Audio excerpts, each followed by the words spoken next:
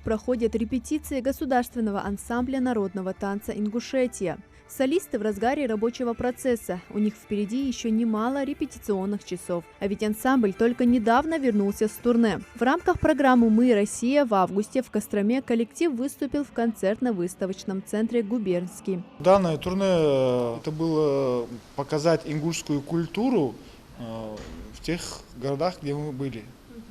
Ознакомить их. У нас проходил мастер-класс. Играли на гармошке народные песни. Ну и все наши кавказские танцы, непосредственно ингушские там. Ну и все остальной репертуар был у нас богатый. Была полная программа, где-то на 2 часа.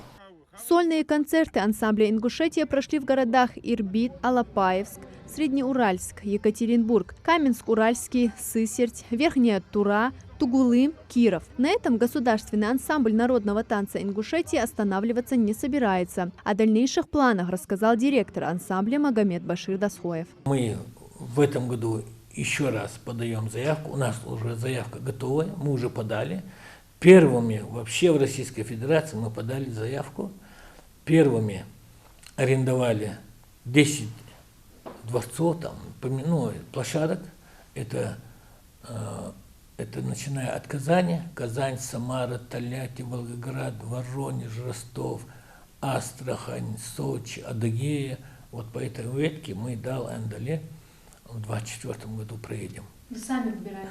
Мы сами выбираем, сами договариваемся, всю работу делаем сами. Сделанную работу представляем в Росконцерт, подаем заявку, получаем от этих площадок, которые нас принимают, от них получаем письма, которыми они заверяют, что они готовы нас принять в таком-то году, в такое-то время. У нас уже определены даты. Даты, если вам интересно, начиная с 23 сентября по 4-5 октября у нас пройдут концерты в этих городах. Солисты украсили концертную программу в Карачаево-Черкесии в честь открытия 22-го межрегионального фестиваля искусств «Мир Кавказу», а также в Ставрополе в честь открытия 14-го фестиваля культуры и спорта народов Юга России. Турне мне очень понравилось, все было очень красиво, организовано. Мы побывали в Екатеринбурге, также побывали в Свердловской области, также в Костроме и в Кирове. Все было очень организовано, красиво, нас очень хорошо встретили. В принципе, очень хорошее ощущение. Это была моя вторая поездка за год работы. Мне она очень понравилась. Было куча незабываемых эмоций, очень теплый прием.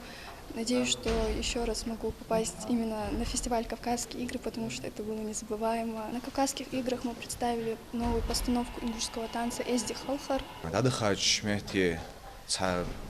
цацанах цани хайцгуур санах ядерхансич ханиалч азмштя ласкштиqi хоолчхан шимади яжбусумнаха болыжы цани цаqa дискомфорт хамуйватши. У ансамбля нет свободного времени. Не за горами следующая поездка. Мака Дударова, Сулейман Костоев, Новости 24.